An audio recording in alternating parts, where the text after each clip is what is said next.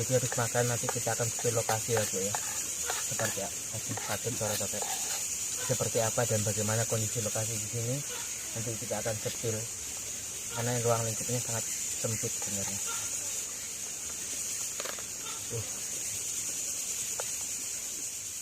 Jadi syukurnya